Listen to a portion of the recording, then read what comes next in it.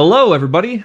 Welcome to the Fruity Rumpus Asshole Podcast, or the Frat Podcast. It's been a while. What, 5 years or so? You may remember us from the COVID period, but we're back. We're back with a new crew. We have Khan here, and then we have our two new co-hosts. Now, our old co-hosts, Saxel and Tart, they just decided not to come back. When Frap ended, we all just kind of grew apart. And when we decided to reboot this, they just didn't want to come back. But I have some new friends here. So I have Alex here. Why don't you tell us about yourself, Alex? Oh, there's not much to go over. I'm just a guy. I've been in the Homestuck community for a long time, mostly a lurker. I've done a lot of art, Homestuck art. I'm mostly like a game designer right now, kind of into developing my own game. But I've been a fan since, I was like 12 years old, like a long time ago when it was first coming out. And I've just been following along ever since, the old stuff, the new stuff. Well, it's wonderful to have you on. Now, Jojro, why don't you introduce yourself? Hi, I'm Jojro. I draw things. I've also been in the community for arguably a bit too long. Yes, so would I. You guys all know me. I'm Khan.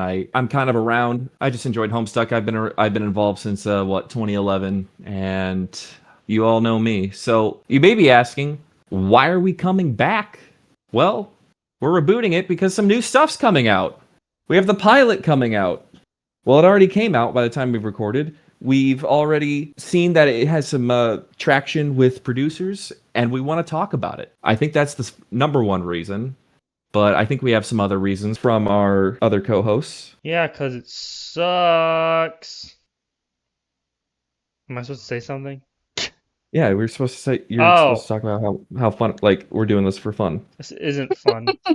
This isn't fun. This sucks. I hate it. No, yeah, we just wanted to do this for fun. And I wanted to give my objectively correct Homestuck takes and an audience that might actually listen, or if anyone watches this. All four people. Yeah, the four people that are gonna watch this. Including my mother. Yeah, does your mother actually watch this? Oh my God. No, I don't think she would ever watch this. No, I hope not. But Oh, then that's we so all sad. I wanted to do a shout out. Yeah. shout out to Khan's mom. Yeah, hi, Khan's mom. What? What? Homestuck? What? What? I don't get And then- it. I tried to show my dad Homestuck once, and he's like, it's just like it just couldn't comprehend. He just couldn't comprehend it. It's like, I don't know. It's like going back in time and showing like a caveman a computer. It's like it's just impossible. It's just so out of their wheelhouse. He just couldn't stop being like, Yeah, but Dilbert is so much more funnier than this. Like Dilbert does slap. literally. I mean, hey, be careful what you say. The Dilbert guy apparently not. Well, good. I won't piss him off. Don't plug the Dilbert guy. Scott Adams gonna. But I think gross. we have a few other reasons why we want to keep going on this on crap. I mean, I'm here because you asked me to be. It feels like it's just the conversations that we have on Discord already. So I think it might be fun to like share them with people. JoJo's our token British person. Yeah, I'm the diversity Everyone hire. needs Yeah. that. Yeah. Yeah, but then we can. I think with all of us together, we can create a bit of a community around Homestuck that doesn't involve in any official capacity, which I feel like can give us a nice new angle on how we talk about Homestuck and what we're discussing. And we can also give more weight to community projects without any of the official labels and any of the red tape that involves with that. But we do have the goal to highlight community fan projects every episode. So any video games, zines, fan comics, like anything that's made by fans, basically. Yes, we're all fans here. We've all been involved in fan projects, so let's keep giving back to the community. So we've already restarted. So what we want to do is go over this pilot. So why don't we start with a live viewing? Does that sound good, everybody? Mm-hmm. No. Sounds good to me. I mean, yes, sir. All right, let's go into it. All right. So we're gonna watch this, and then we're gonna kind of give our takes. And I'm gonna. Well, first of all, what do you guys think of this? So, Colin, what's your thoughts on this? When was the last time you watched it? Did you watch it when it came out? Have you rewatched it recently? I haven't watched it since it came out. I watched it, and then simultaneously I reread it, and then I compared it scene by scene with the comic. And I did that a couple days ago. And what did you think when you first saw it? When I first saw it, I thought it was pretty good. I liked it. It got me excited. Animation was nice. And I had enough to say about it to start a freaking podcast. I liked it. And then, yeah, that's all I did. I just liked it. All right, Jojro, what do you think about this? I was so excited when it first came out. So I watched it the day it came out. I was very, very excited. I liked it a lot. I think I just really liked seeing the little guys on screen moving, and I thought like the animation was great. I really liked what they were doing with it and the direction it was going in. And so that was when it first came out. I rewatched it again today.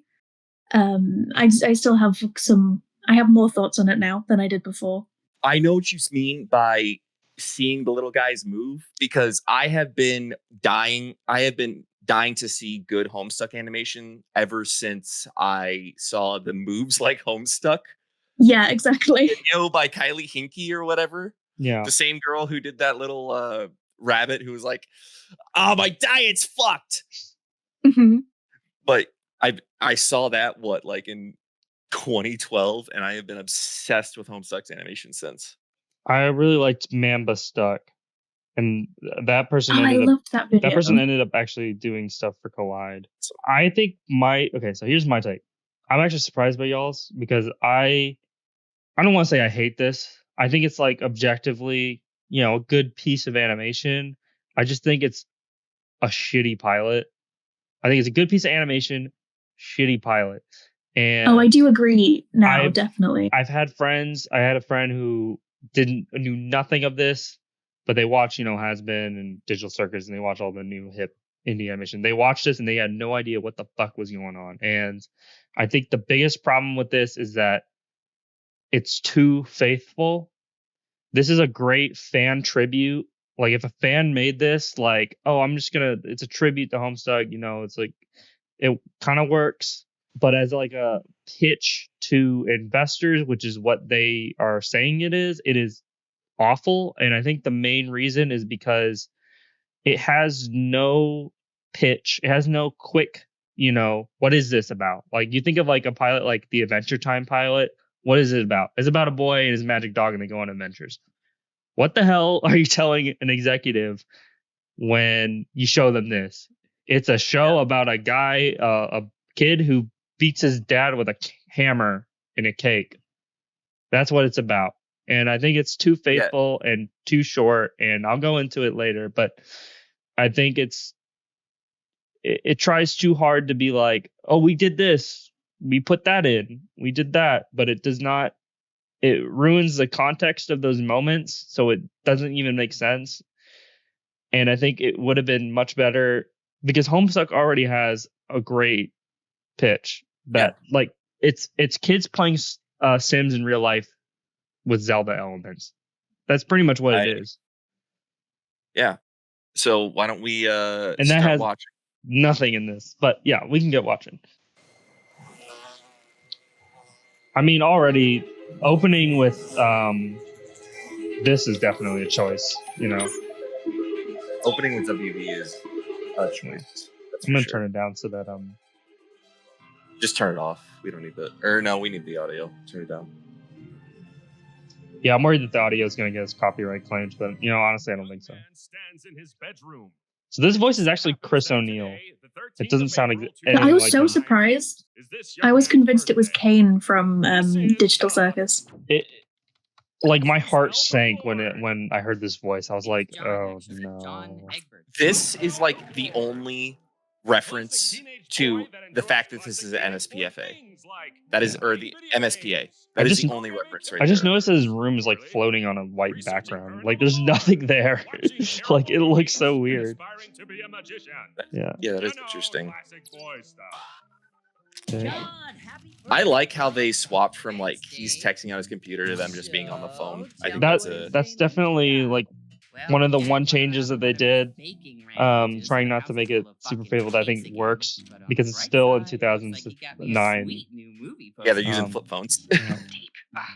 I think that showing Dave's room this early is like, here's the thing. Another thing, it's confusing because they keep saying it's like not episode 1, but they're trying to make it episode 1. If it was episode 1, I don't think you should show Dave's thing too early. Is it? They put Yaldabaoth's face on his chest, which is a difference. I just noticed. Can we pause here? Yeah. I want to talk about Silodexes for like a few seconds here. They're fucking interesting. I like data structure stuff, and the John's messing around with his capture log in the comic is very fun because he, with the Philo and FIFO settings and him switching between them, I thought that was really cool. And I just kind of don't like how they gloss over it because it was a really fun part, but I understand why. I think Anyway, go ahead. Silodexes are just they don't really work in the show format because I mean I can get into it later, but it doesn't basically doesn't work because it would have been better if Silodexes were like something new, if it was associated with Suburb, like it was another product he got from Skynet. I think it would work better for the audience because the Silodex only works if you are familiar with MSPA, with the inventory systems, and a new watcher wouldn't know anything about this because they're not coming from Problem Sleuth. If you read Problem Sleuth, you're like, oh, it's the inventory system, but this you don't know that. Yeah. Anyway. So I hadn't read Problem Sleuth when I first read Homestuck, and as someone who doesn't know anything about data structures, this whole bit for me in Act 1 was very like, I'm aware a joke is being told here, and I guess it's kind of entertaining, but I also don't really know what's going on. So that's why I was so surprised it made it into the pilot, because I was watching it and thinking, like, is anyone going to understand this? It doesn't make any sense. Yeah, I mean, I definitely understand that. And then especially since the capture log the thing is the capture log comes in play during the fight. That's why they had to include it, because the smoke pellets are like the whole end of the fight. So they had to establish he has an inventory system at the very least. Has one. A great tool for storing, combining, and stacking items. This Silodex uses a stack modus. See, I don't like John breaking the fourth wall with the narrator. Using the item at the bottom of your capture log deck. Mute! Is that the narrator? You haven't turned it off yet? He's usually not this talkative. Also, stack modus? I'm just they have to have this inventory system just for the whole game to make sense, but I feel like they're introducing so many new concepts for like the 2nd minute mark because that no one knows what the fuck is going on. Like there's an inventory, there's a guy. No, this is on par with the pacing in the comic. It's incredibly fast in which they do this inventory system. I think it's probably like page 20. I think it's different though because you're reading it slower.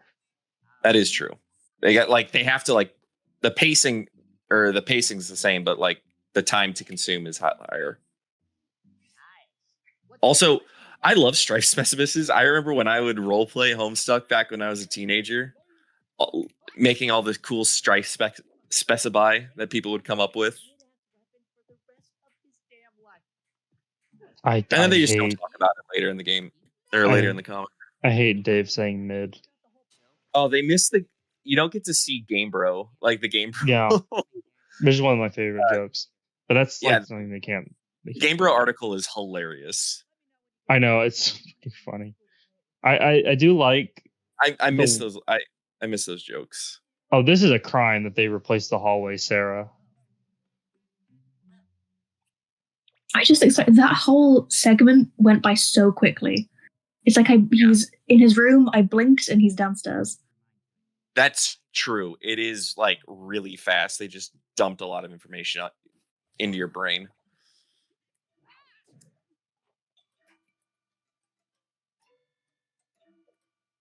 And that was chaotic.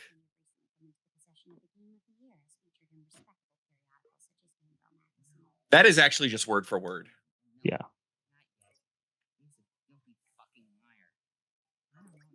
I love the voice actor for Rose as well.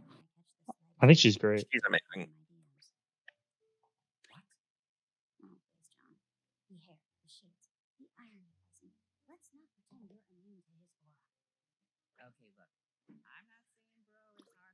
or this conversation, it goes differently, but it is the same conversation that starts the Dave John allegations. Okay, shut the fuck up. You're making me blow my stealth mission. My dad could be around any one of these corners with a fucking cake or another upset. I do like how they start, how this is all really silly, because Homestuck was super silly at the beginning, but then it got really serious. It lost almost all of its silliness. And I feel found like- that sad. They don't really explain the clown thing, which I guess they don't really explain in the comic. They do like make a point to acknowledge it, and I don't think I don't think John even acknowledges it here. Like, I feel like I feel like I can recognize like the brushes they used for the backgrounds. Like, it looks like a specific brush I use in Clip Studio Paint.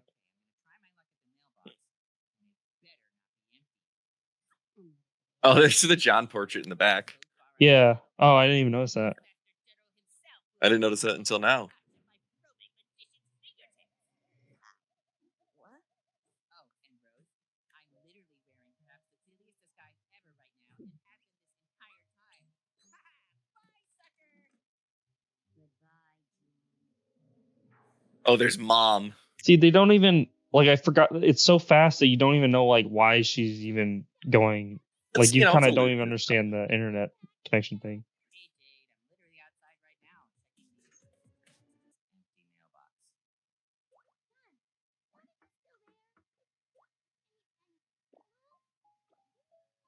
The streets are empty. See, this I really- this shit. Like the Kane voice on this. It's like not. Especially I this is mean- like one of my favorite moments when I was first reading the comic. It was I- like kind of. I know it's like I really like this moment. I hate it. It's like, I mean, I like it in the comic. It's like one of my favorites, but like the way that they treat it as like a gag, it's like, eh.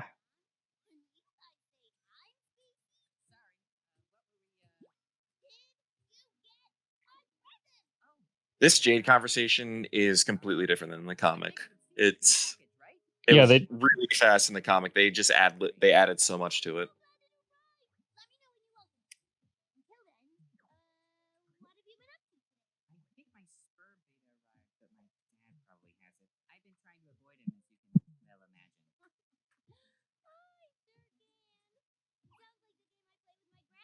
I don't know how I feel about Jade's voice actor. I think she's fine. Like, I think any, it's gonna sound bad, but I think like any girl voice can like be fine for Jade. I mean, I still think like it's probably nostalgia, but I think that the Let's Read pretty much nailed like the voices for the 4 kids, except for I was never really liked Rose's voice, but especially for Jade. But I forgot how long this conversation goes in this. Dude, did you get the title drop yet? The title drop. Yeah, this shit sucks. Dude, what the fuck are you even? For fuck's sake, don't tell me you missed the fucking title drop. You gotta pay attention to this shit. Did Jade knock you off your game with her space cadet BS? Dave, I don't have time for your baby. Of course, the apple juice. I got my title drop with Jade. They're really trying to say like, this is totally Homestuck. The gang's all here. Here's all the references. Yeah. Felt mad significant. You gave me a hella jolt of toe tag syndrome. Did they put the arm in it? Yes. Oh, I just noticed John's bunny keychain has changed color. there's the arm. At the start it was white, but then in this scene the bunny is brown. Oh, really? Yeah, and that's the first time I've noticed it. Yeah, this is really chock full of references.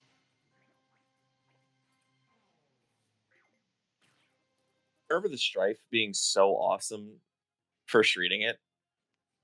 And then they get this hype ass animation.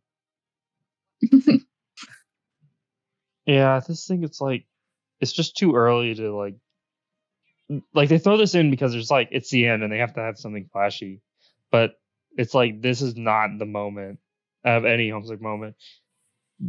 It's doesn't work for me. If this was going to be episode 1, which they say it's not, it just wouldn't work, and it makes like the bro fight. It would make it like look lame in comparison. I don't know. Because like, how are you gonna do that? You're gonna like you're gonna outpace this? Like, what are they gonna do? Are they gonna like chop buildings in half or some shit? Because in the Probably. comic, it's supposed to be like the antithesis of the dad. Like the dad fight is supposed to be like a joke, like I mean, to be fair, I think this is very much a pilot and not an episode 1.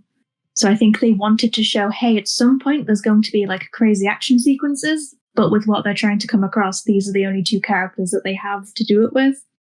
Yeah, they really don't have a lot of material to work with. Which is one of my points. Is like, well, if you wanted to do that, then pick a moment from the comment that's not the literal beginning, right? Well, in the first 100 pages, there's very little action. It's a lot of exposition. Right. Not a lot actually happens. He goes upstairs, he goes downstairs, he talks to his dad, and then he goes back upstairs. And that's it.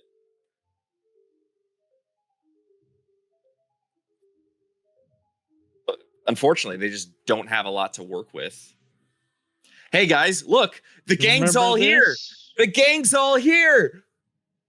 Whoa! There's the guy. Remember when there's they that did guy. Things? What's this? Oh my god, that's a spoiler. Is that? I don't want to see that guy. The trolls. Well, there goes. Who's your favorite troll, reveals. My Cronus. wife, Terezi. I'm just kidding. It's not Cronus. It's your wife, Terezi. Well, that's your favorite fan trolls, but mine, I think everyone knows it's Kanaya. Like, Terezi's not a fan troll. She's a real troll. Oh yeah. My favorite fan troll. My favorite troll. My favorite fan troll is my own troll, Margot. But I like Kanaya. She's the damn mascot of Frat. So Kanaya runs a Twitter account. Yeah, she's all right. Yeah. So, any final takeaways from this? Alex, why don't you go first? I still think it's like a mess, and it's. I still think it's not good. It's okay. I think it's just. I feel like there is no like strong direction on what to do. It's like, is it good enough to pick up as a main series? What do you think about that? I don't think it is, but apparently it is. There's been vague talks about how it's might get picked up. I think it might get picked up just because it's a known property. But if it was independent, hell no. What about you, Jojo? What was your overall takeaway? And do you think this was worthy of getting picked up? I think it was very charming. I did really like how the animation style was very snappy and pose heavy. It did kind of remind me of Flash animation, even though I'm pretty sure they did it in Toon Boom, because that's what the studio does the other stuff in. I do agree with what we said before, though, that like as a pilot, I think it's really messy. It's all over the place. I just don't think it's very welcoming to new people, to new fans. Like I just don't think they would really be able to understand what was going on. But would you pick it up as a show? But yeah, I would, because it's me and I love Homestuck. But like, do you think it's worthy? I think that's hard to say. I'd say a soft yes. I'd agree with that. I think it's worthy. I think there's enough hype behind it. I mean, they don't have to give it a huge budget. They can make money off. I feel like there's enough traction behind it that they can make some money off of it if they can actually manage it. I'll talk about that later, but I think it's worthy. Anyway, why don't we talk about how the characters have changed compared to what they were in the comic and then what they are in the pilot? Yeah, so I think the big one that everyone has a problem with is Dave. And first, I'd like to read some of the notes from the head mod on the Discord server who apparently talks to Hussey a lot. So what they say is that Andrew is pretty explicitly on the record for never, even from the beginning, ever having a type of hand cannon voice for any character. So while they approve the choices, it's a bit tough for them because they have no idea what the voices should even sound like. Like they have never, ever, ever had any type of internal idea for the characters' voices. So it was mostly left up to the casting crew, with Andrew having a final call on saying yes or no. Dave's voice was a bit tough.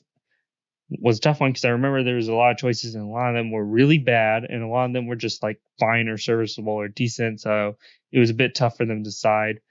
I feel especially like the Dave hate is coming from people's personal readings of Dave, but maybe I'm wrong, IDK. I mean, I feel like if everyone is saying that that doesn't sound like Dave, I think there's a little bit of truth to that. I think so. First off, on the dialogue, I think it's spot on. The dialogue itself, the words. Yeah, the A lot dialogue's of fine. the things he said are in character. The things he said are almost word for word at similar pacings. Him hitting the title drop thing, but like they can. I feel like they have a little liberty to transform the characters a bit. His delivery was just shit. I just Dave gives off the vibe of I'm chill. That was more like, whoa, dude, totally tubular. If you watched Team 4-Star when Cell tried to imitate Android 17, I mean, he sounded like that, and I hated it. I mean, hate the delivery. Yeah, the second someone was told to draw Dave with a smile, they should have been like, "Wait, what? Why am I doing this?" Because he That is doesn't. a good point. It's like what, Doesn't like that smile. breaks the whole point. And I'll credit it in editing, but there's a really good YouTuber who made a point where it's like who was who watched the pilot without knowing anything about it, and then actually read the comic and was like, "Why is Dave completely different?" Like someone who doesn't have any nostalgia or anything is like, Dave's character is the guy who's trying too hard to be jaded and cool and thinks everything is, he's trying to play the cool guy. That's his character. That's literally his character. He's not enthusiastic. Where can you go from here with this like dopey grinned guy? Like you can't do the important things that he does with his character. Like how do you get to those moments, especially at the end with like Dirk and Dave? He's like, you're not cool in the way that doesn't matter, like that. How do you get there when he's like already at, he acts like, I think what the problem is, and you can hear a little bit that in what Andrew says, is that I think Andrew's idea of Dave has changed dramatically, and this is like beyond canon, like Dave, right? This is like post epilogues, like Dave, where he's a lot looser and stuff. But that's after his like kind of character development. This is not like Act 1 based, like trying to put on a mask, Dave. I mean, it's literally why he wears sunglasses. Like, I mean, come on. So, a fun fact about Dave's voice actor, he is played by Adam MacArthur. And I thought his voice was frustratingly familiar to me. So I checked IMDb, and he's the voice of Marco from Star vs. the Forces of Evil. So on this rewatch, all I could hear was just that character from that show, who I think has a more similar, like, playful and, like, fun affectation. You know what? I just looked at his credits, and I remember his voice from Star Wars: The Clone Wars. I really like that show, and I remember his character now. So what do you think about John? Toby Fox's John. Well, I had a couple more things to say Oh, about yeah, Dave. go ahead about Dave. Dave, if you look back at the actual photos, like in the background, those were original photos in the comic. They give off I'm chill, I'm low key, I'm trying to give off the I'm trying to give off the Driver and Drive. I've never watched Drive. I'm trying to give off those vibes. And here he's like, I'm trying to be this badass skater, or not even badass, like some loud skater boy who is, he literally says tubular, and he doesn't say that in the comic. And I'm like, I don't get He says that. mid.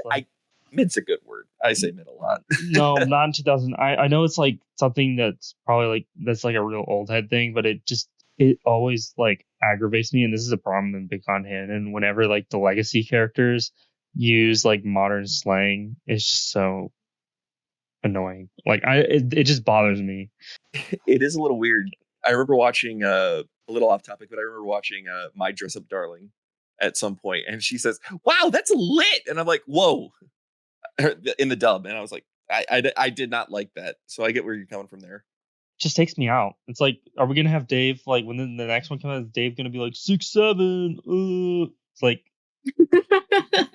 Dave says 6'7". Look, I think I don't even know what that means. But I that's don't what- want to know what it means. that's what this Dave gives off that energy. I could see him doing that. he's in he's the official. Gen Alpha. He's Gen. Yeah, Gen Alpha the Dave. translation of the new Homestuck series is actually that they're going to be 13-year-olds, but in 2025. You know what? I kind of get that because they were pretty spot on for 13-year-olds back in 2009. Mhm. Saying that as a 13-year-old in 2009.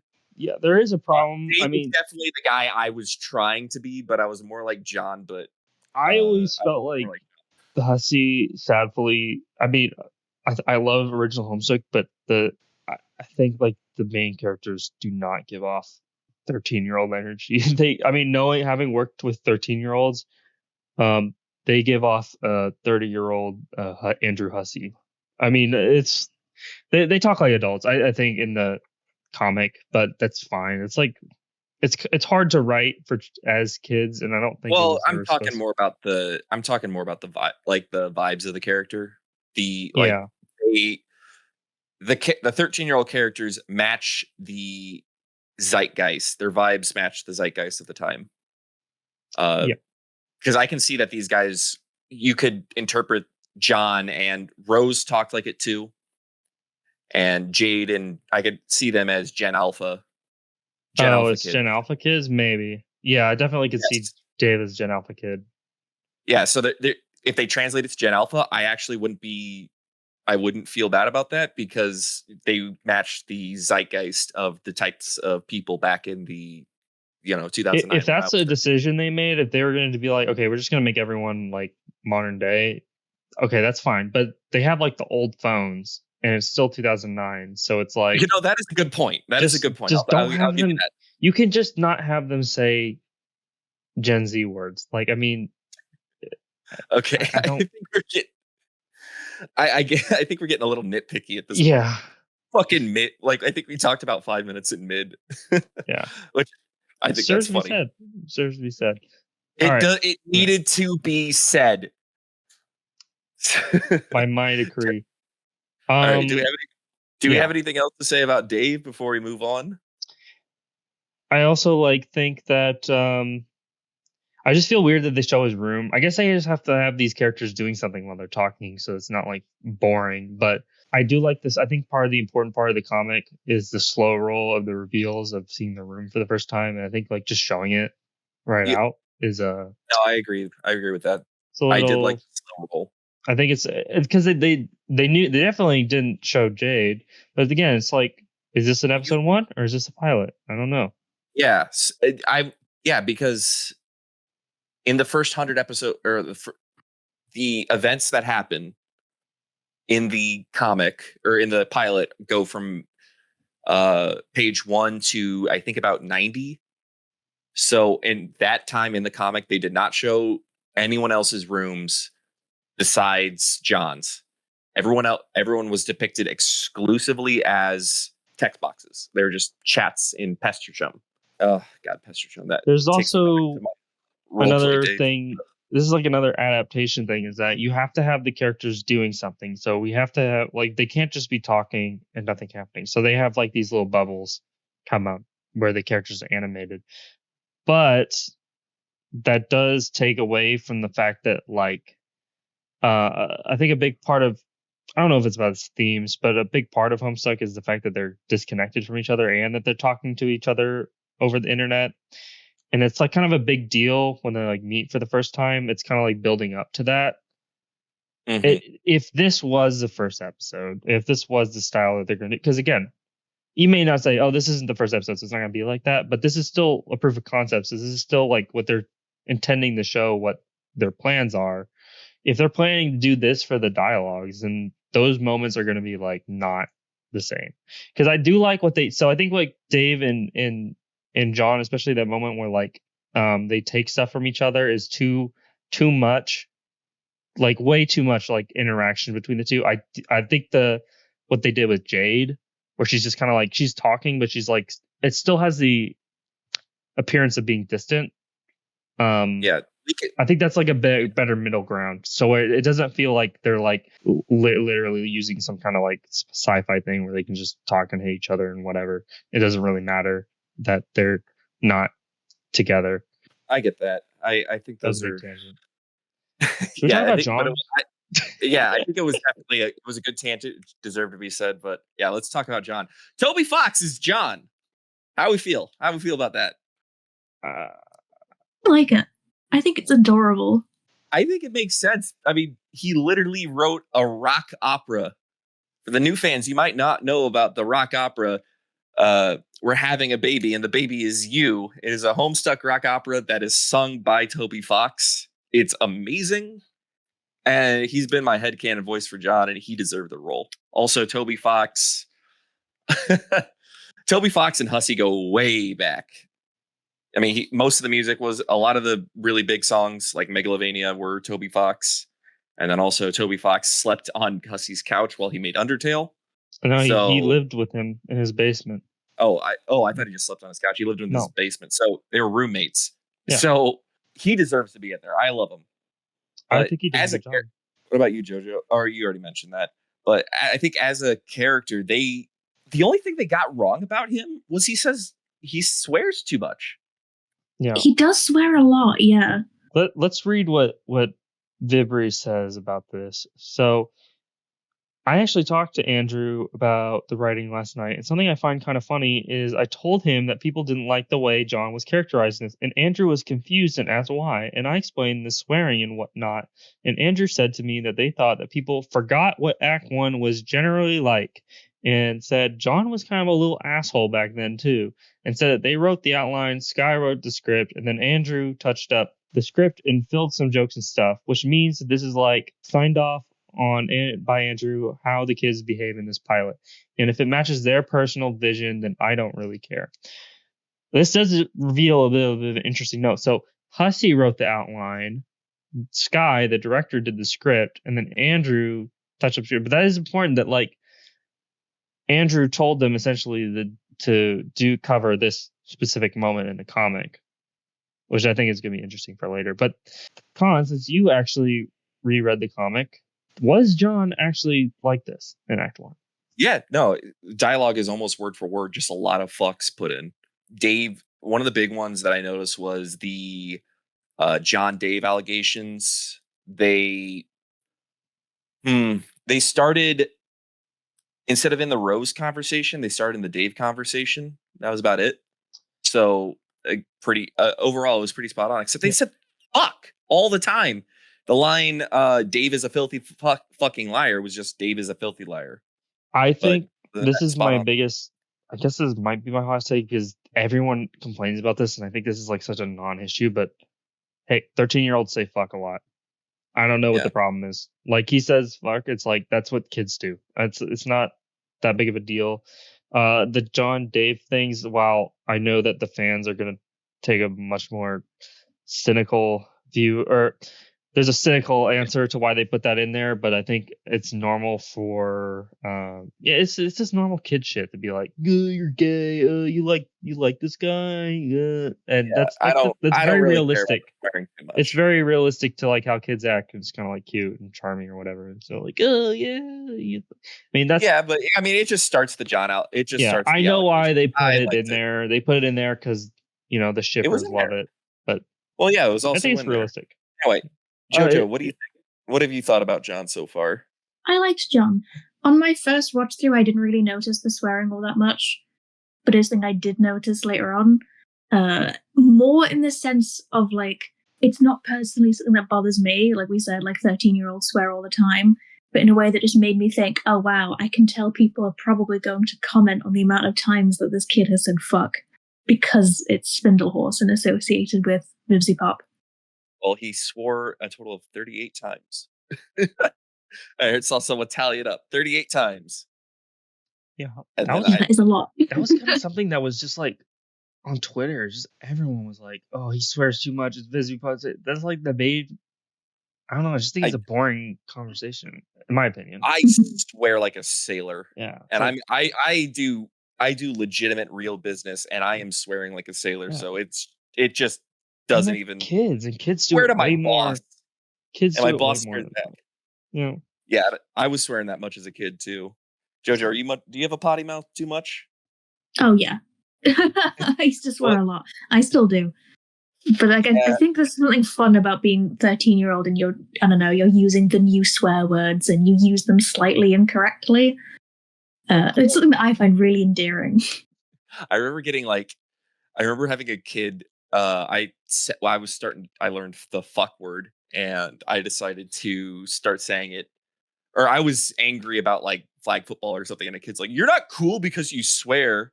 I'm like, "I'm swearing," and that for some reason that stuck with me. But yeah, like kids swear. It's just what it is. I don't. Everyone's fucking. See, even I'm swearing. Everyone's trying to.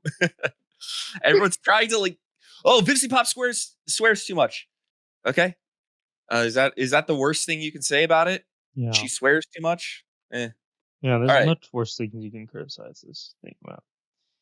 Yeah, and Yeah. John, spot on. I think he's spot on. But yeah, let's talk about Rose. What do we think about her, Jojo? Why don't you start? I said before, I really like her voice casting. I thought it was a really great fit. I think Rose is great. Yeah, Yeah, I don't have any the- notes. yeah, the general. Yeah, I also don't really have a lot of notes. What was it? Did you say that she says almost line for line her lines from the comic? Yeah, No. basically excluding the Dave rant because they swap those between conversations. When he's like, whenever his PFP shows up in my DMs or whatever, that was different, but yeah, line for line. And I like that they, since they were doing the gangs all here, I did like that Mom showed up. I am a big fan of Mom Lalonde. So I'm cool with that. Interesting. I'm just kind of taking it at face value. They just threw out, this is the gangs all here. Yeah. And I understand it, so I'm cool with it, but I get why it's like we're trying to get new people involved. So it definitely was. I think the pilot in general was just targeted towards existing fans than new fans. Yes, that's another thing where it's like, if this is a pilot as a pitch, why are you already throwing this new element in here just to confuse people? It's like you putting in Mom in there because we know who Mom is, but like Boomer doesn't understand who that is or why that's significant. They're like, wait, what's going on there? Mm-hmm. So that's what's kind of interesting. I listened to the Q&A earlier today, where Sky, the writer of the pilot, did explicitly say that her intention was to make it welcoming to new fans. I don't think she did a good job. Sorry, failed at that. specifically her term, the word she used was accessible to new fans. Well, they can watch she it. wanted to, yeah, she wanted to make it so it's like lots of fun references for old fans, but then accessible for new watchers who like haven't read Homestuck before. Also, fun fact, apparently there was talk of the scene with John's bathtub of like filling it with Sharpies as like a reference to the Sharpie bath. I am so fucking glad they didn't do that. I thought that would have That been would have sucked. so eye-rolling. That would have been just another thing that like, or they could have done an apple juice bath at Dave's, because does anyone remember the apple juice Dave cosplayer sitting in the apple juice tub? I remember. They could have done that with Dave. I'm so glad they didn't. They did. If they were wanting to be the comic to be accessible, I don't think they did it right. The pilot needed to be longer. Honestly, Yeah. they did not have enough time to go in enough depth to make it accessible. they still could have be done a lot of the gangs all here, but they needed more time to explain what was happening.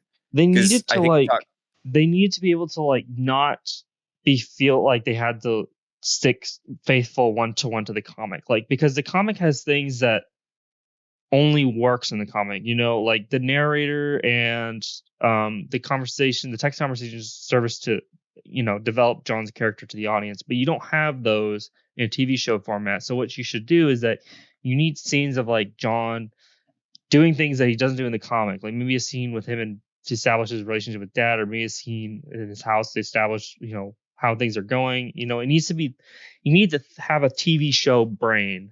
Like you're making a TV show with this character. You need scenes to establish what his character's like, what he likes, what he doesn't like, without having going one to like what the comic did. Does that make sense? No, I think that makes sense. It kind of plays into what I was complaining about before, with the whole pilot just being extremely fast paced. Yeah. I think just some like downtime of John just doing John things would have been really lovely as a way to like set the scene, even if it does break canon. Yeah. They condensed about 40 pages into 3 minutes, and that actually, they condensed about half of it into 3 minutes because they spent about a minute on the fight scene. They just didn't have enough time. I'm starting to think that the source material just does not lend itself. The beginning of the source material does not lend itself well to animation. Yeah. I mean, we could go after. They have a whole thing they said about this. We will go over, but let's quickly go over Jade. Unless you, because I think we're fine with Rose. Rose is fine. So Jade is interesting. I didn't realize that her conversation, when I first watched it, I thought it was just like she says hi and bye and then leaves, but she actually has a decently long conversation in this one. Yeah, she her voice actor was okay. I still don't really know how to feel about it, but it did the job. I'll say that. And the dialogue in character, I don't see anything necessarily wrong with it. So Jade did pretty good. What about you, Jojro? What do you think? I think she did pretty good. I understand why Jade appeared in more like a chibi style, and we didn't get to see her room or her background like we did with the other characters. Like, I totally get why. But it did make me a little sad. It was something I was really excited to see because I quite like Jade. Yeah, but then later in the pilot, they decided, hey, let's show let's show Jade in her Prospect outfit and show her island when the robot, the robot Jade.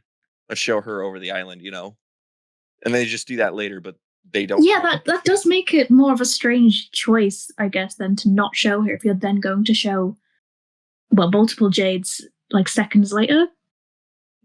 It's a weird way of doing it. It was messy. We come back to it. Messy. I liked it, but it was messy. I do think that entire end sequence, the whole it's the gang's all here and we see all the characters fly by in a bunch of different like pivotal scenes, felt like kind of like it was just tacked on at the end. Like, it was a great sequence. That's like, I'm not complaining about it, but I mean, like, as part of the episode as a whole, it did just feel like, oh look, and all this stuff's gonna happen. Like, almost as if that section should have been its own like micro trailer. You're right. It should have been a trailer. That should have been a trailer. Mm-hmm. Yeah, I think it just seems like all this stuff. If you want more, buy shirts. Like we can go over that when we talk about merch. Hey, we'll do all this stuff if you buy our merch, because I don't think this is gonna work. Okay, you want it, right? One more. Yeah, but we got one more character got to talk about. Dad Egbert. Yeah, anime. saying Dad. I really liked the hype of the animation. His moves were pretty fucking sweet. He pulled off the auto pastry from the original Strife, which I loved. Like, the very beginning of the Strife scene was very similar to what was in the Strife animation or Flash game or whatever the fuck it is. It's an interesting mix of all of those. And then it goes off the rails and into the sky. And then his moves were just awesome. But yeah, he doesn't have as much characterization as in the comic, because in the comic, John they skipped over a small sequence. I didn't mention this. There wasn't really any dialogue in there, but John goes into Dad's room, picks up a pipe, and he grabs a pipe, and then he plays the piano, which was like the first moment. showing of the Sam. Yeah, that was iconic. So they skipped over that, and I kind of get why they did for the pacing. Well, yeah, but there's also like, how are you gonna put that in there without That could have been like one of like an establishing thing of John, or just like kind of understanding his character. But that scene yeah. really shows like this is the type of dad is. He's They don't. and then they miss some of the things. It's like a dad without a pipe is like this one thing without is like a burly or like a safari guy without a mustache and a pith cap, like not one at all. So it didn't really show off that like dad really does genuinely love and care about John more than just about everything. Yeah, they kind of like didn't. I think the whole, I guess you could say the arc sort of kind of the early Homestuck acts is John and his supposed feud with dad with over the clowns things. Like you don't even get any of that. Like you see a bunch of clowns and you don't know why. It doesn't say that. Like they don't even make it a point to say that John says that his dad is obsessed with clowns, which we later learn, of course, is not the truth. We definitely will learn that when the what is it? The Sprite? Yeah. Is that the Sprite? Yeah. But it's important to like establish that really early on, especially even before we even meet Dad, because the fact that it's revealed that he's just like a normal guy is kind of a big deal. The fact that, and the fact that they don't talk about there was no time to talk about the Colonel Sassacre's prankster thing. No, is that kind of establishes this is a goofy household. Yeah, and they play pranks on each other. Yeah, I mean when there's like 2 pages dedicated exclusively to Colonel Sassacre's daunting text of frivolosity and japery, I think is it? Something like that, yeah. So and they miss that, and it's just like, oh, this is just a big book. That's all. That's all it is, and that really does establish like the household that John and Dad are in, and establish this is who they Dad prank is. each other and stuff. Mm-hmm. Yeah, the prankster's gambit. I think that's probably more important than the Colonel. I mean, Colonel Sassacre is important. Yeah, it's important in a dumb way, but it's not important in a way to understand the characters' relationships. Maybe they could have like introduced a scene where like John avoids a prank by his dad, and he's like, "Oh, it's one of my dad's pranks" or something early on. Again, it's not something in the comic, but you could introduce that so that you could establish to the audience what kind of like, what their relationship is like.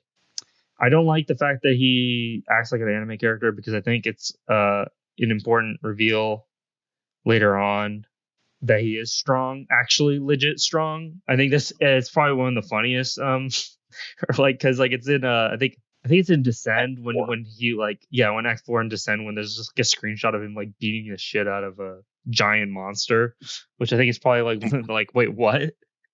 So or like he gets jerked. I mean, yeah. So it's like again they're showing it here, which is already like not the time or place. Again, they're gonna say, oh well, we need to show some action.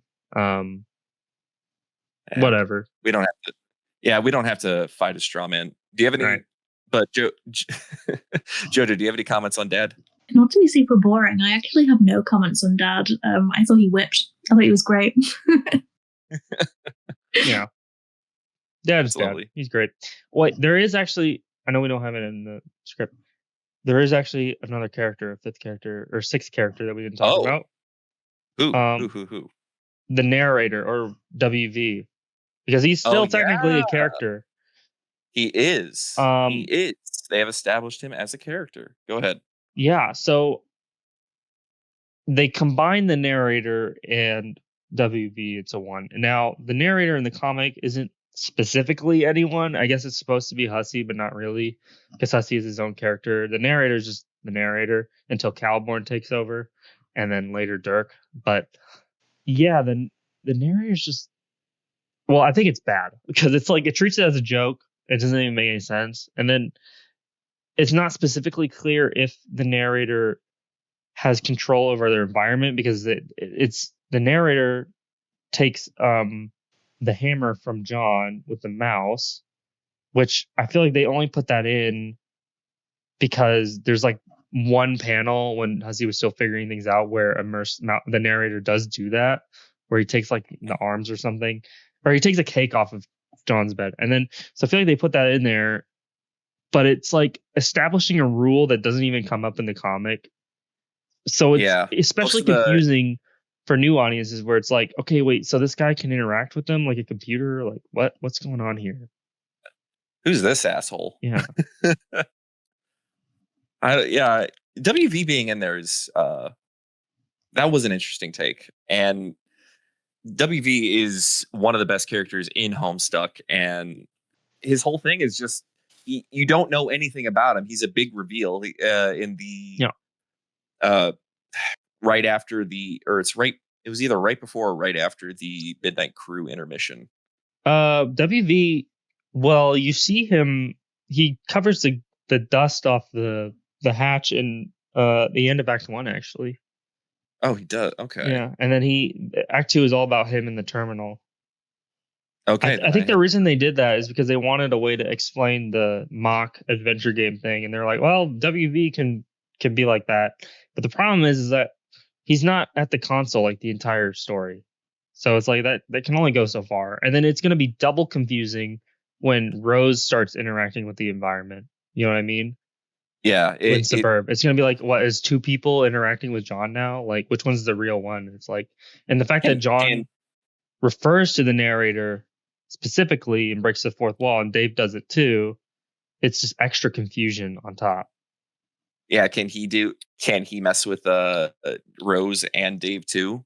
Yeah, who knows? It's like, now, I mean, this is like, again, in the mind of a boomer who has nothing, shareholder man, you know, whoever that is watching this, it's like, okay, wait, so he's typing and then he's talking. Like, what, does he have a microphone? Can he specifically talk to him? And then John says he's usually not like this. So it's like, has he always had access to this? Like, could he always talk? Like, what's the rules here? And then they get into the Philadelphia stuff, and it's like, oh my, it's like, what the heck? What's going on here? I'm confused. I was born in the 60s. I don't understand what's going on here. I still remember when I could buy a house. Yeah. Oh, we're getting into social problems. No. Should I? I'm not going to mention the No, files. we're not. Wait. Oh no, I said it. Anyway. Okay. Wait, Hussey was on what? Never mind all that. Yeah. Anyway. What about you, Jojro? Anything on WV? No, just that I thought that WV's inclusion was just really odd. I feel like it brings a lot of questions that obviously are not answered by the pilot that new fans would just be very confused by. Because doesn't it kind of imply... I'm watching this pretending I'm a new fan that I don't know anything about Homestuck, watching a little guy on a monitor, watching John. Doesn't it kind of seem like nothing that John or Dave or Rose are doing is real because it's just this guy playing a computer game somewhere? I feel like it immediately takes a lot of the bite out of it. I don't really know why he was there beyond just being like, look, it's this guy. Yeah, they don't reference him again. They barely reference him again, except for the fact he's the narrator. They could have just had a narrator, and then who cares? Like, you go and read the comic, you see a narrator. It makes more sense. They didn't need to introduce WB at all. Maybe they were just trying to introduce as many mysteries as possible to get people more interested in a further series. Like, who are these people? Yeah, like, who is this? What does this mean? Is he controlling them? Kind of like Infinity Train vibes. The pilot for Infinity Train is very, they're like, you just came out of it as like, what? I have so many questions. And I could assume that a new Homestuck fan would come out and say, I have so many questions. But the real question is, are those mysteries compelling enough for them to want to continue watching? I think, like, from what I asked my friend, specifically that question, what I got was like, it was so confusing, I don't really care. It was just like nonsense to me. So it seems like they failed in that aspect. I really haven't had much discourse with new pilot fans. I tried showing it to my to new Homestuck fans. I tried showing it to my girlfriend, and she was on her phone the whole time, so she didn't actually read it, watch it. So I had the exact same experience showing it to Mike, where I think he followed it for about 2 minutes, and then he just pulled out his phone. He was just like, "There's just a lot of shit happening, and I don't know what any of it means." Great character, but man, he just needs to come in later. he doesn't need to be mentioned. It just adds too much. If they just should have gone like with almost no mysteries at all and just like, what's Sburb gonna be like? You know, if it's just get you interested enough in what Sburb is, and leave it at that. Because there weren't too many mysteries really introduced in the first 100 pages. It was more just, this is Sburb. Yeah, they don't even. Spurb is like, it's bizarre that like when Hussey doing the outline, he's like Suburb, which is literally, I mean, that's pretty much everything Homestuck. This is his entire thing. It's what, I mean, you could say that like, oh yeah, it's the characters, but it's like that's the hook, you know, like okay, that's like the main plot is Spurb, and it's What like yeah, is we're Spurb? not gonna have that at all. Like Yeah, they don't talk much about Spurb. They don't hype it up enough. I'd agree. Yeah. But we can say the animation is great. So, Jojro, why don't you start talking about the animation there? Well, I think in terms of the animation, we've mentioned before already how fast paced the whole thing was. Like, I think there are a handful of shots that I wish like lingered for just not even for very long, just maybe like an extra second or two, and I think it would have made the pacing a little bit nicer. So the episode was written by Sken. Haha. The Jojro. episode was hi. Can I interrupt for 1 second? Why don't you tell everyone Yes. your qualifications as an animator? Because I feel like we should put a little weight on what you're saying here about the animation itself, since you have Yes. quite a bit of a background. So just go over yourself a little bit. I do have a bit of a background. I am a professional animator. That is my full-time job and has been for a while now. So I do kind of know what I'm talking about. So when I say like the animation is good, I do mean like on a technical level, like it looks clean, it's nice, it's got its principles down. The not post processing, but like the way it's edited and put together, I think is fine. But that doesn't it does mean I do notice issues when shots just don't like hold for long enough. And it is like down to the second, but it's the kind of thing that I think just makes the pacing a little bit better. I mean, the episode's only like 11 minutes, and it's not even like I think that adding these extra beats would even take it to a full 12 minutes. Like, I think it really is just to the second that I think makes a difference for that kind of thing. Yeah. Jojro, I had a question. Hello. Since this, hello, Jojro. You know a little bit more about the business side of animation. How much would you do you think you can come up with an estimate about like how much this animation might have cost? Oh, girl, I don't think I could do that at all. Maybe that's why it's such a weird 11 minutes. But then also, I imagine that fight scene was probably kind of spenny. a lot of boon bucks. A Yeah. whole Mhm. boon bank. Like even. how much, like they had to set up a whole studio, right? I don't mean to take too much, Jojro. I just want to talk about the kind of the management side. They had to set up a whole studio. They needed to hire people. They needed it's based off of Vivzy Pop's Spindle Horse, so they had to set up an office in Australia. Like there's so many things. Like how much money did this cost is something that I actually would like to know. And maybe that could shed a little bit more light on why things were the way they were. So I don't know what the working rate for animators are in Australia, but I do also know that I think Spindleroo and Spindle Horse outsources, like they have a lot of contract animators. So I think that is always inherently going to be cheaper than having full-time staff. I bet. That is they're I did all actually have remote. a I would be shocked if they were not, because they're in Australia. So I mean, it's just way easier that they probably just do it all remote than just like fly a bunch of people and buy a place in Australia. I don't think they do that. You know, I think could be you're wrong. right. Yeah, but Jojro, you're right with like contract workers would be cheaper just on a management level. Contract workers generally don't, or you don't have to provide benefits for contract workers. So that definitely would make it a lot cheaper. Mhm. But I just wonder what their hourly It's probably going into the weeds, but like, what's the hourly rate? Who's managing this? Who's Blah paying blah blah. for it? Did Hussey pay for Yeah, it? who is I think paying? it's Vivs who paid for it. I think Hussey's Yeah, I'm going to broke. be real. I think actually no, I think it is in my notes. Vivsy Pop she's pretty hands off, but she's been the one who's like funding and pushing the whole thing. I think she bankrolled it.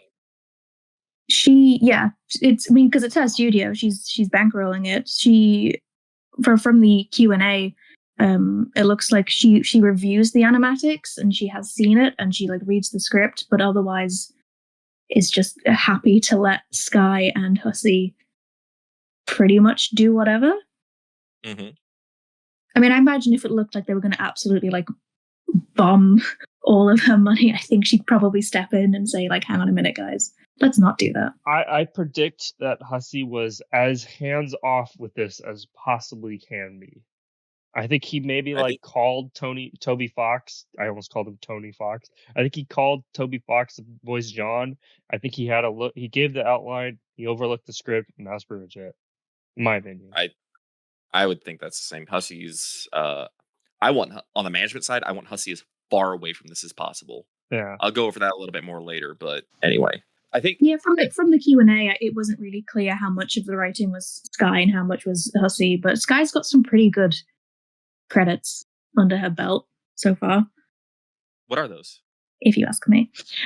So Sky Hinwood's writing credits. So she wrote the new pilot for Hell of a Boss, the one called Mission Zero. That was one where I don't think they liked the original pilot, or it didn't do a good job of selling what the series became. I think it's still only on Amazon Prime right now. Sky also wrote season 2 episodes of Hazbin Hotel, specifically episodes 3 and 4. I do have in my notes that episode 4, It's a Deal, is currently the 3rd highest rating episode on IMDb. It was also a personal favorite of mine. Yeah, because Alistair was in the cuck chair. That episode, I think, was written for me and me alone. Jojo, I haven't seen you act this feral since you found out I played Baldur's Gate and started sending me Asterian memes. Sorry, I'm outing you. I'm a simple woman, okay?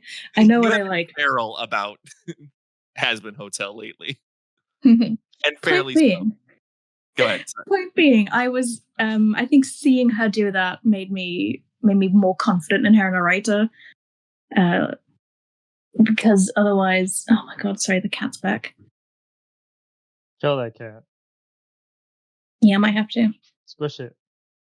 Knowing that she was writing some of like the better episodes of Hazbin Hotel made me more confident in her ability to write any more of Homestuck.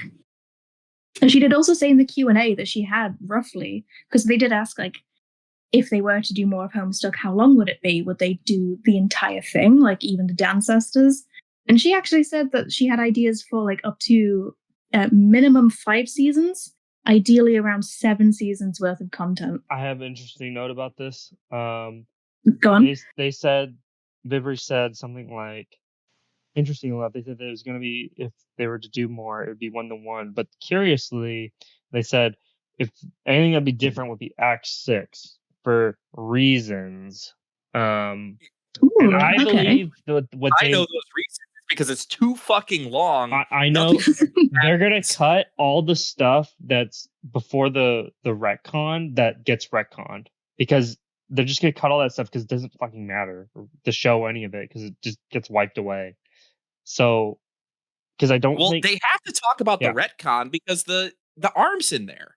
Well, yeah, the retcon's gonna be there, but I specifically mean that like when Homestuck, the reason why Act 6 is so long is because I don't think Hussey planned to like retcon that much to the point where like you could cut all the Act 6 or all the Act 6 intermissions. You could cut them all because they all get deleted. So like, why would he draw them? Like, you know what I mean? Because it's not like there's like 100,000 pages. Oh, cutting out the Act 6 stuff. Yes. Cutting out the stuff that gets retconned. Act 5 and Act 4. Got it. No. Yeah, because like when Dave goes back in time to become Dave's sprite, it's not like you're like with him with that timeline for like several thousand pages and then it gets wiped away. It's not like that. It's like it's immediately like, okay, we'll wipe this. Like it's like 2 pages worth. So that's probably what they're gonna do, because I think that when Hussey was writing it, he did not plan to retcon all of that. You know, I mean, I have more thoughts on that, but like, I basically the short of it is that I think that Hussey planned the retcon just Arania, but did not plan the retcon Vriska being back alive. So they're gonna have to fix all that. I think the retcon was where Homestuck jumped shark. I kind of like, Yeah, got re- that's I it. got about the writing, and Anyway. I kind of became bitter. Go ahead, Josh. Well, And that was finished. That was her writing credits. It was 2 episodes of Hazbin Hotel, the pilot of A Hell of a Boss, and the pilot for Homestuck. yeah, and it seems like they were really well rated, but I mean, she has good writing credits, but how do they translate to views on the actual pilot itself? When you look at the numbers, Yeah, It's at present, pretty the Homestuck pilot stands at 2.1 million views, which sounds pretty good. I don't think that's like a number to scoff at. I think that's great. As far as like the other like notable animated indie pilots of this year, there was obviously Knights of Guinevere, which has like 15 million views, so that's kind of blowing Homestuck out of the water. And it was very well done. I would have to give it and that. it's a completely new property that's Yes. like Homestuck is an established brand. This is versus something Yes. that's like no one knows. I mean, of course, Glitch is what's it called? Glitch Glitch is Glitch. Glitch at its current state is bigger than Homestuck ever was. But Spindle Horse is also big, and also probably bigger than Homestuck. Yeah, it was on Vivzi's YouTube channel that Vivzi's has main channel. 5 million subscribers or something. Yeah. Or actually, I have it open right now. She has 10.9 million subscribers and only 2 million people watched. That is kind of lackluster. Yeah, that is kind of disappointing. Buy some shirts. Especially like compared to, we had Gaslight District at 20 million. It did beat Wastelandia, which I have to admit I didn't watch, but that seems like it was just a random YouTube, or not a random. I think Loki like IRL is around there too, almost 1 million.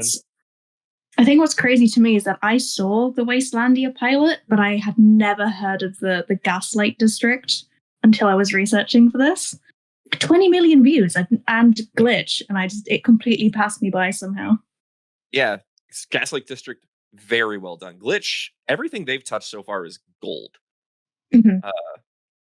Glitch also, I kind of think Glitch would have done a good job with Homestuck, but I understand, they're doing all original I think stuff. Glitch would have done a much better job, because I think Glitch really handles.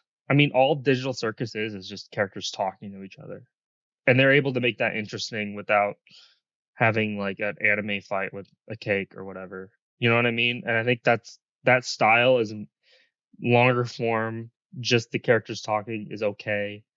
And that's like it, because I mean, think about it. Like, look at how fast paced and how they had like during the beginning conversations, which are already pretty funny. Like, look how much like stuff they have to throw in to keep the viewer interested in the pilot. It's like, you gonna do that in the Act 6 like Alpha Kid conversations? Yeah. You gonna do that? Like what about those really long moments where they're just talking and just sitting on the slabs, the god tier slabs, just talking? Like, you gonna do that for this? Like, no, you're not. Glitch could probably handle that a lot better. Glitch could do this a lot better. They're good at that. I think they could have handled that because Murder Drones is similar, and then I mean, you have your Digital Circus, and Gaslight District is a lot more action, but it's a lot more action. It's balanced more towards action than it is towards dialogue. Yeah, in comparison to the other Glitch animations. But I still think Spindle-Roo will do a good job if it gets picked up. Spindle-Roo will do a solid job at it. It is as a studio, it's their first animation, so they might be finding their feet. I'll give them that bit of grace, but I'm cautiously optimistic about how Spindle-Roo will handle that. So I want to bring a quote from Vivri about the pacing. Andrew also said to me that pacing for sure is going to slow down, but they want people to know that the team is capable of writing like fast-paced stuff and slow-paced too, because sometimes Homestuck needs that speed cramming and info for certain sections. I don't know what that means. It needs that? Why do you need to go fast during the parts where you're giving information? That seems like counterintuitive. Because imagine how boring the pilot would have been for the shareholder bitches. That's a nice way to call your people that are financing your show. If they spent half the time explaining mechanics and Silodexes, and they want to show they're capable of pumping the gas on info. Okay, that doesn't make sense. So if you're like, okay, it would have been boring to talk about this, so we're just going to speed through it instead. It's like, why don't you just cut that out? Like, just cut out the Silodex then. I mean, I know it's crazy to say you can't cut out the Silodex. It's Homestuck. It's like, but this is a proof of concept. This isn't episode 1. You could add Silodexes later. So just cut it if it's just annoying, because it really doesn't add anything to the pilot other than just like being an off-screen, like a thing that like can visually, because all the Silodex does function in this pilot is just something that's on camera, and then I guess the smoke pellets things. But you could easily just have them not use it. Like he just drops the smoke pellets or whatever. Yeah, for the or pilot, frame it in a way that it doesn't have to be used. So that doesn't make sense. It's like you're just going to confuse people. It says when it comes to inventory system, if they just did a bag of holding thing or let them pull things out of hammer space, yeah. I would say that would have been probably a better thing. Or it could just stay as a visual thing and just not even explain it. Just like show it, like show that he has it, like a video game, and then I think people can just understand. But like trying to explain stack and whatever, it's just not. If you're just not going to spend the time to talk about it, then don't talk about it. You know what I mean? Just cut it. It's not. It doesn't hurt. Again, it's a proof of concept for the shareholder bitches. It's not episode 1. You can do whatever you want, right? Or is it? I don't know. It's very clear to me. It's just very clear. They're honestly, if they were confident, they'd shut the fuck up. Yeah. So, and then they say, especially they'll be able to slow down, take their time with the story and characters, because episodes would be like 20 minutes rather than the 11 they had. So it's like, again, it's like, if you're going to do Act 1, you had to do 20 minutes. Like, you couldn't do 11. If you had 11 and you want another thing, it's like, do you want to pitch that this is an action show? Or do you want to pitch that this is a character drama? Because I would characterize Homestuck as way more of a character drama than an action show. And if you want to pitch that it's an action show, then just skip to like something that, like some feature down the timeline where you could kind of give like a little bit of context of what's going on without being totally lost, and have some action without having to like explain everything. Like maybe Dave versus Bro, or maybe like a little bit, maybe, I don't know, when John's fighting the ogres or something so like you could tell investors, okay, here's, it's like, yeah. Maybe they could have done a series of shorts. I don't know. Yeah. Anyways, like it's taking a few snapshots. We'll right. See how. I mean, this only came out about a month ago or 2 months ago, something like. Or how long ago was it? 1 month ago, 1 or 2 months ago. So, a lot of stuff to still develop. Yeah. I also want to read this amazing comment. Yeah. Let's go a little bit more on the behind the scenes. Yeah. Going on there. Here's another comment. Hey guys, film industry professional here. Let me elucidate. Yeah, we don't have to go like people word for word, but who may not understand what I want to read this one because I like it. Who may not understand what a pilot is. Okay, well, I guess I don't understand what a pilot is. This is probably the last thing I'm going to directly say about the pilot, and I'm not really going to argue this. I solely want to inform people. Now, I think the single point that people may confuse is what the purpose of a pilot is. Base level people assume it's the first episode of the show. It's not the case. Okay, first of all, it's VisiPop themselves has released pilots that were the first episode of the show, or specifically meant to function the first episode of the show. And there's many pilots that do that. There's also pilots that are specifically proof of concept, like this person is saying, but they usually aren't like shown to people, or it's hard to say. It's like the Adventure Time pilot, you know what I mean? It's something that like is made for, or the Fairly Odd Parents pilot, it's like made as a short or something, or the Family Guy short that Seth MacFarlane did. It's usually not something that's like shown to people in a public setting. It's not really supposed to be episode 1, or maybe they'll remake it later. It's like, Honestly, I have no clue what the direction's going to be. It's going to be interesting is what it's going to be. I've also seen people say it's to drum up interest from the audience. This is also not the case. You as an audience are an element of what's being marketed, but your interest ultimately is a small factor of what a pilot is. So this is like, they're basically saying that, We don't care, or we don't matter. well, what they're saying is that they're not marketing the actual content of the pilot. They're marketing the fact that Homestuck already has an established audience, and it's because they've been repeatedly telling that our shirt sales are basically what's going to sell this thing. Like the pilot is like, it could be literally anything. It's just the fact that like it exists and they want people to buy shirts, and that's what they're going to sell. They'll be like, hey, you can like make a lot of merchandise off of this. But they're trying to lump that in with what every other pilot in history is meant to, which is not true. A pilot is ultimately a marketing tool to be used in a pitch meeting. Is what we call a proof of concept. It doesn't work as a story. It doesn't have to work as a story. It doesn't even have to be fully indicative of what the show will look like in the final form. It doesn't even have to be representative of all elements of what will be in said show. It is purely to give studios a taste of what production is capable of. This is why the pacing of this pilot is so fast. You have very little time to cram in a lot of information so that the studio knows the vibe of what they're buying. This is likely why the tone of it is what it is. This is likely why the tone is what it is as well. You have to establish fast and easily how the show will feel, what your demographic is, what the projected. I mean, I'm going to probably tell this out because I hate the way I'm saying this. But essentially, the problem with what this person is saying is that they're saying, oh, it's just used as a pitch. But this pilot doesn't have a pitch. If you show this pilot to someone, essentially the pitch meeting is going to go like this. All right, what'd you think?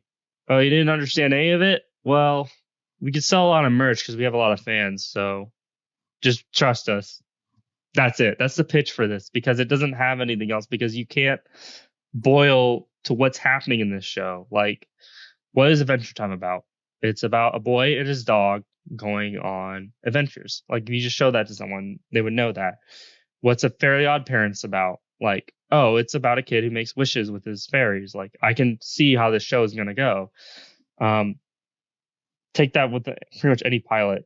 You don't have that with this. You literally just have, we have fans and they're going to buy our merch. I'm not really planning on buying the merch. I took a look at merch and it's kind of mid. Yeah, let's go look in the merch. That's a good segue. The merchandise was developed by a team totally separate to anyone involved and was only involved to fund the pilot. But, that being said, I am attempting to reach out to the merch team just to let them know that people are unhappy with the product, and if they can't make any adjustments to it, then at least I tried. But the company was chosen by the animation team just because it's who does Spindle's merch in general, so it was the easiest. Again, though, they were just involved to fund the pilot, so... So, there's a lot of interesting things here. Okay, so first they were saying that the shirts determined is basically the marketing for this. Like, the merchandise is the marketing. But now they're saying that it's what's funding and what's getting everyone's paid. So if people didn't buy it, does that mean no one gets paid? That's interesting. Are they threatening us? Buy it or this dies? I don't think that's true. I don't think what Viv was saying is true, because they had to have been paid before, right? They had to. Disney paid them out of their pocket.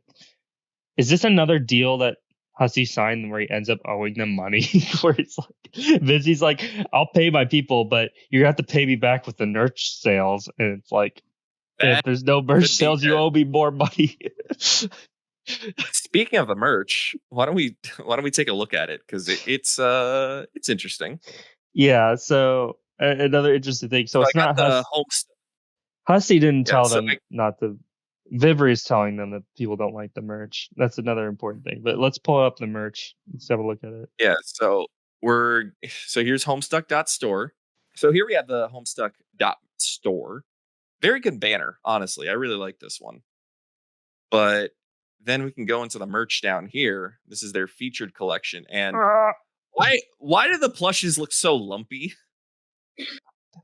I haven't seen the merch, and oh my gosh, Yeah, this is the first time I'm seeing them too. They don't look great, but I do also think it's quite hard to make Homestuck plushes look nice. I don't know. I mean, No. I have a what are the dragon ones? The little dragon The things. scalemates. Oh, the scalemates, yeah, Scalemates, because I have they a are scalemate slightly one. more like They I can think they're more like only- blocky. Yeah, they can It's only the do hair. Act 1. I think it's the hair that really lets them down. It just Yeah. looks so weird. I just don't like how here it just looks lumpy. The whole thing looks lumpy, and the Can you- photos look bad. Jamie, can you pull up a comparison of the makeshift John plush? Just look up the makeshift John plush. See, I think Oh, these that's- are like That's way better. I think Yeah. these like go for intentionally derpy because it's weird to have a plush of like a small child. So because like they went too accurate in the pilot plush, but I think like these makeshift plushes intentionally look derpy. I think that's what Roach specifically said. Like their hair looks like stupid. I mean, they're like literally like flat that's like tied on it or something. But I think it works for that because it's supposed to be representing their 2D sprites. It's supposed to be representing Yeah. their sprites, you know, and it works. But then we have like this dad plush, and Yeah. this is I don't even see a plush actual product may vary Yeah. slightly. This is just a photo, or this is just a vector image of it. So there's nothing for the plush. Just weird. Wait, there's a second side of this. It's like why would you want a plush of like a small little man? I mean, they should have done At like least the embroidery is well done here. Yeah, it should- That's some very good embroidery. they should have done a plush of the Slimer ghost. I would have buy that. I would buy that. They never did that. Should've. They never did one of those. And then they also have this Homestuck LED light. Ooh, That's that's pretty cool. interesting. They But look then- fun. I like I that. actually might buy that. I've been wanting an E LED. No, don't buy it. Don't support them. we have to support make it so that Hussey has to owe Vidsy Pop money. I think I might buy it just because I like it. No, I actually do think it's cool. I would buy that. They should just do one for every symbol. I think people would buy Now- those. Honestly, the plushes I think are garbage. Yeah, they should. But I'm looking at this other stuff. Merch is solid. I think those PJ pants I would wear Yeah, I I quite like those. because I think I mean, I think it's all the Spindle Horse stuff. Their T-shirt designs like always look really good. Yeah. I mean, this art is really well done. Hmm The only thing is I'm just wondering about the quality of the graphics tees. yeah. Because, once you wash it, the graphics are going to go away. I think the problem with some of the stuff is like I think the stuff that's just like stuff from the pilot specifically, pilot branding are going to be a lot weaker than stuff that's like Homestuck, like just in general. Like the rose stickers are just like Homestucky things, or like the keychain or the sign, or even these like stickers. It's like it's just Homestuck. It's not even. Oh hey, look, Dave's not smiling in that one. That must have been from before they. Is that Pilot Dave or is that Comic Dave? I don't know. He's not smiling. It does look like comic Dave. Yeah, it's like he never makes that expression in the entire pilot except for that. And then we also have the date. This wasn't custom made. They just had this on the shelf. Yeah, This is nothing about this says Homestuck. no, I don't. Uh, It's weird. And the, Yeah, John has like a bunny keychain when he doesn't get the bunny later. that is true. The bunny just kind of shows up for like 5 seconds. It doesn't even look. I don't even like the design that much. No. It's not covered That's in what it oil. looks like. It's the same as the phone charm he has in the pilot. Right.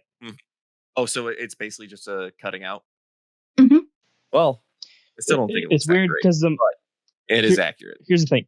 The thing people really want from Homestuck merch is the shirts that the kids wear, right? I think that's probably, and that the trolls wear. I think it's like the most popular thing, but it's not being sold on this site. It's being sold on another site.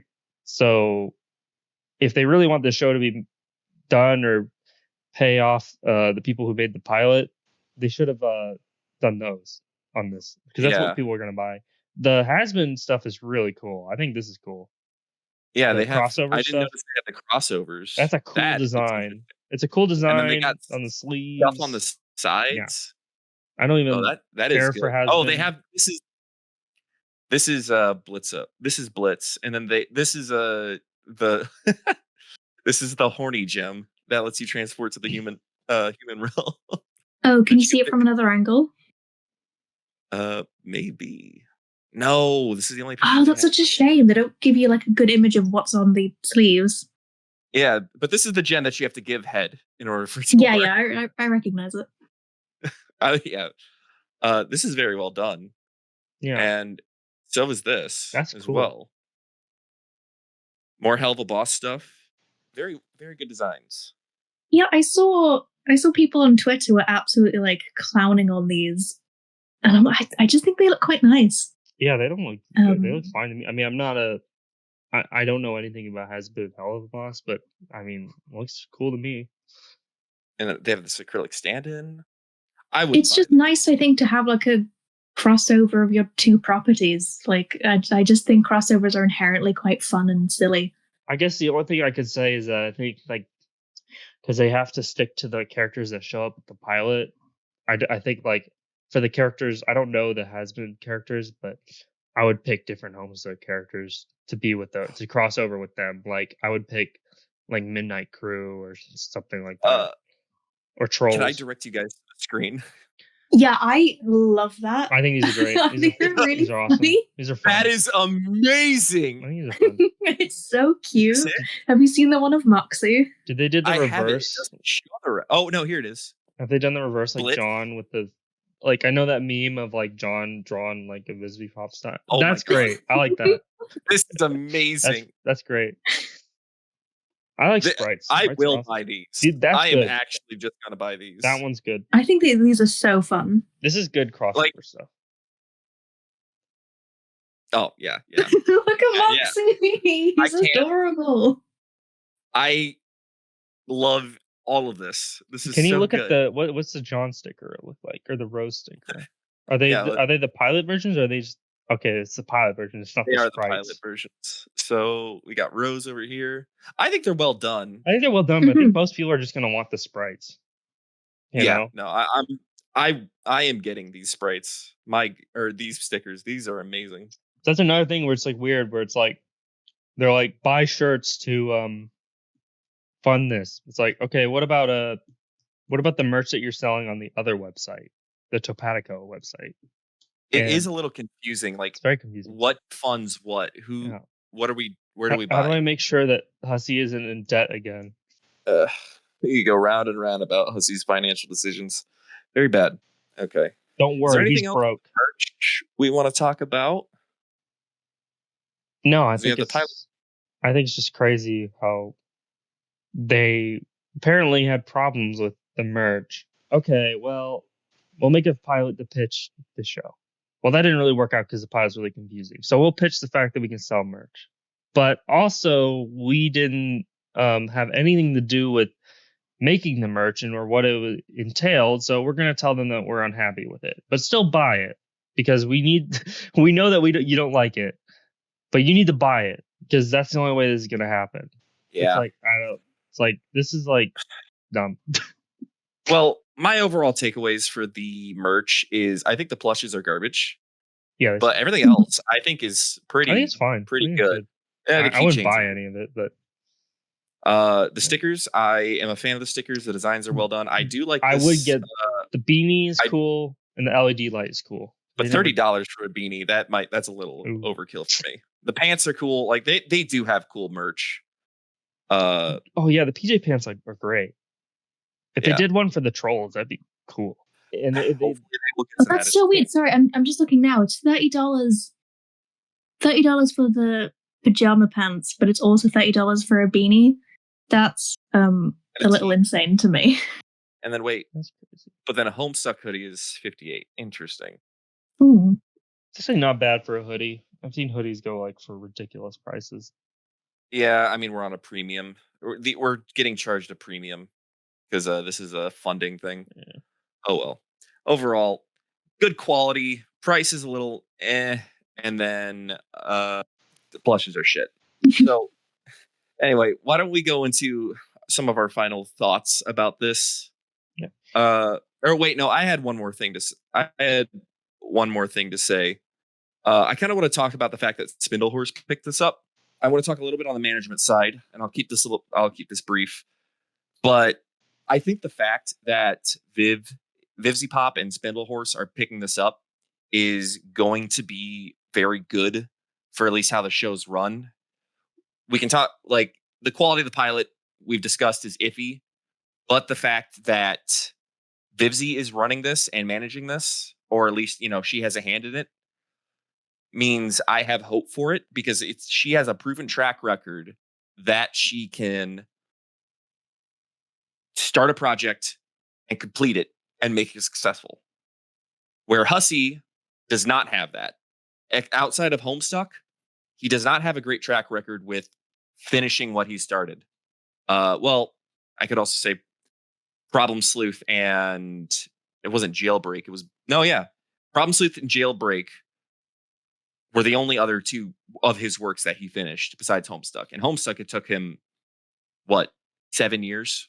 So What about Cyclonials? Oh yeah, I Yeah. did forget about. I wanted to forget Cyclonials. I won't let you forget Cyclonials. We're gonna do a Cyclonials special. I'm going to torture these two with the plot of Cyclonials. Yeah.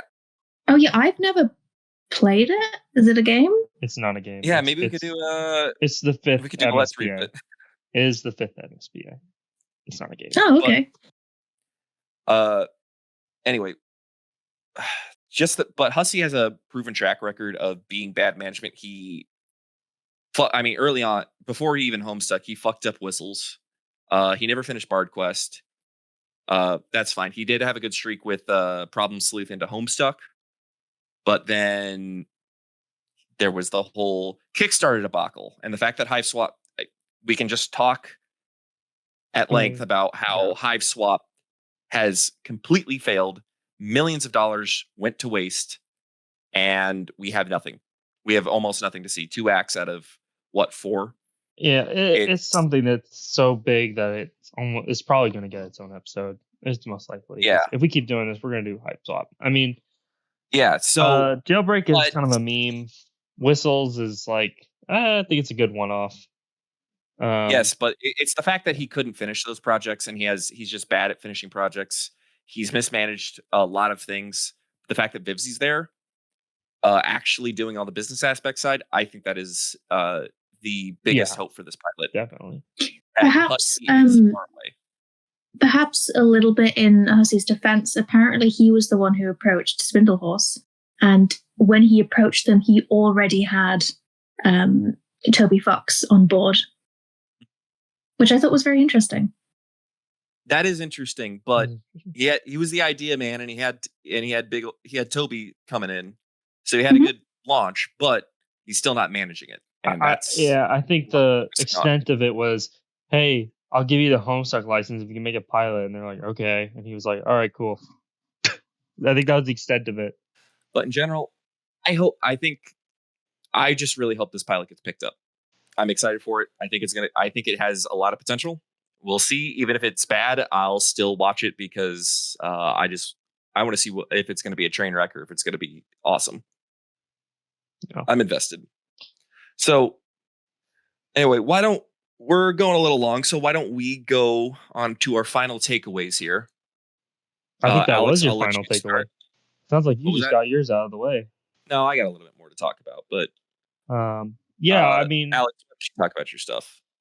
I got a couple just quick bullet points on how I think it should be better. I've been talking about this for a long time. I think the main problem is that there's no real solid pitch. It's very confusing on whether it wants to be the first episode or it wants to be a proof of concept. I think that these things are too mutually exclusive, but it doesn't know if it wants to be a thing for fans who have been reading it and memorize it and know all these things, or if it wants to be for like 40-year-olds in a boardroom who don't know what they're in for. It doesn't. The identity has no identity. I think the way to fix it, number one, I would drop all the mock adventure stuff, all of it. I think no commands. The narrator could be there, but it has to be like a serious narrator, like kind of like Hades or Ben 10 kind of had a narrator sometimes. It has to be like a narrator, not like a joke narrator that's like played for laughs. It has to be like something taken seriously. I think a good way, it needed to be 22 minutes. It needed to be a half hour. I think it needs to cover until John gets into the game. I think that could have been your big action piece, is John frantically trying to enter and like get all the shit together. I think a creative person definitely could have animated that to be as exciting, if not more exciting, than the fight with Dad, because then it's a real stakes. Because anyone who doesn't know what Homestuck is watching it will know a meteor's coming. You got to get out of here. That's easy to understand. Then, like, why is this guy fighting his dad with a hammer? And why is he fighting with cakes? Make Suburb the focus. The pitch should be kids playing Sims in real life. Action game. That should be the pitch. You should know what that is. And that's kind of what's exciting. Don't throw in all these member berries that we don't need. It doesn't work for the pacing. Leave it out. You don't need to linger on the stupid arm in the sky because people don't know what it is. Don't throw in things that just because, like, don't throw in the title drop thing just because it's the thing people know. Because again, if this is a perfect concept, the people who don't know what it is, it's going to confuse them. This is a hot take. I like the art. I would pick something that's more traditional action cartoon / anime kind of style, like Pester Quest.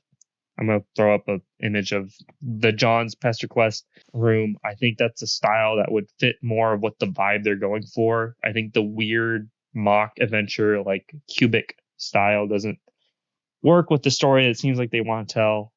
I would go, it would be easier for shareholders to understand what it is, like more Invincible style, more realistic proportions, kind of like, okay, I can understand what this is. Personal things, make the dad fight lame.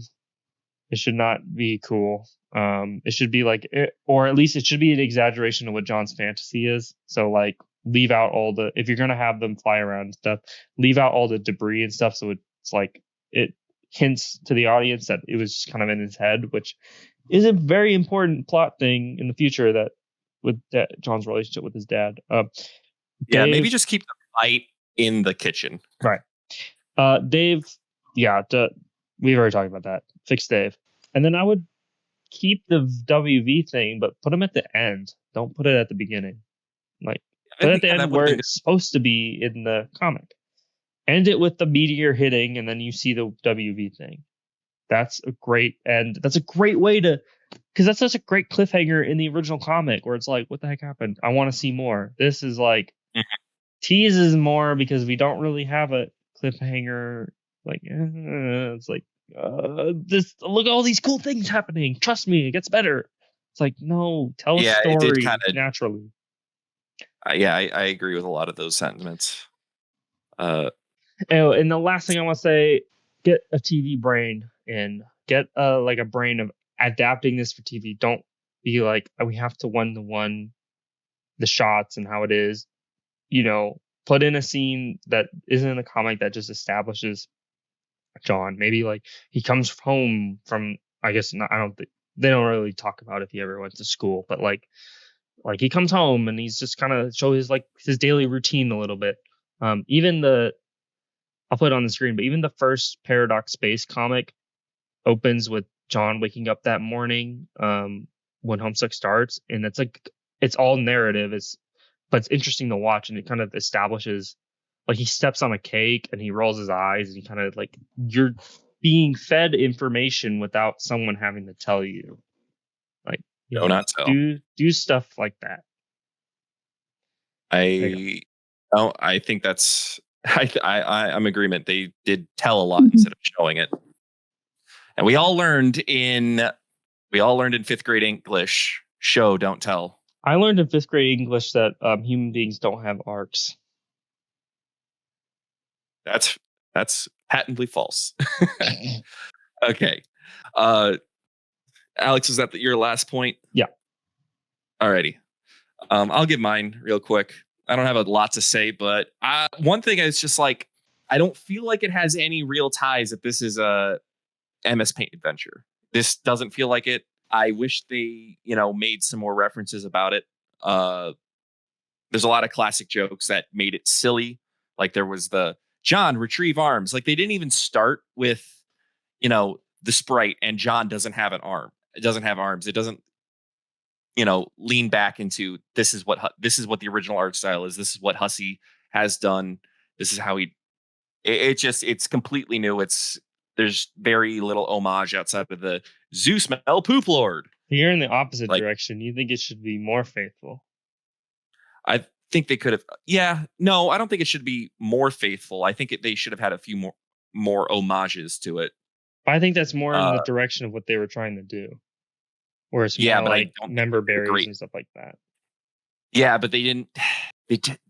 Homestuck's silly, and they just didn't. I don't feel like they made it silly enough, because one of my favorite jokes is squawk like an imbecile and shit on your desk. There's a lot of jokes that's ruined by the medium, especially like when he knocks over Nana's ashes.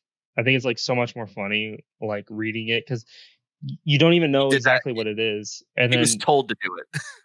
Yeah, and this one, but I think it's like the perfect crime, except for maybe the people who have eyes.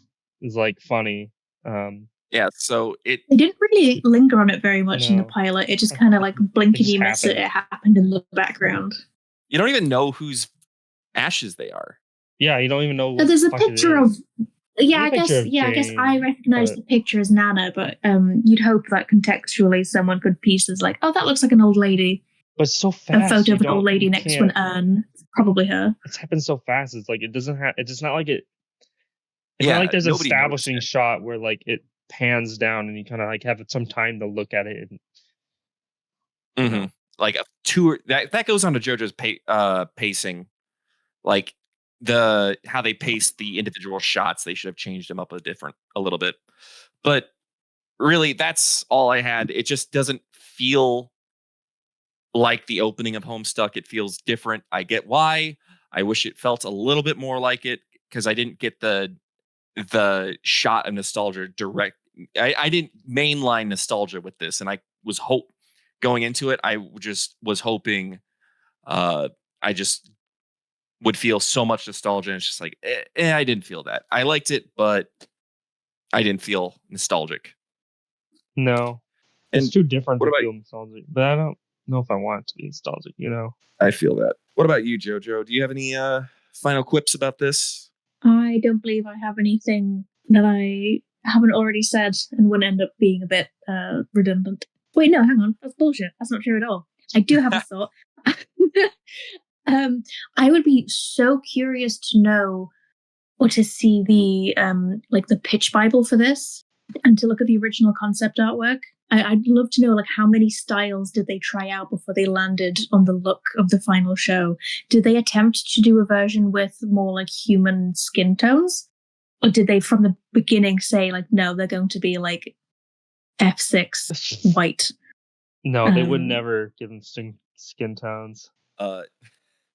Shout out to Jane saying, I feel so Caucasian. Yeah. I love how they got rid of that.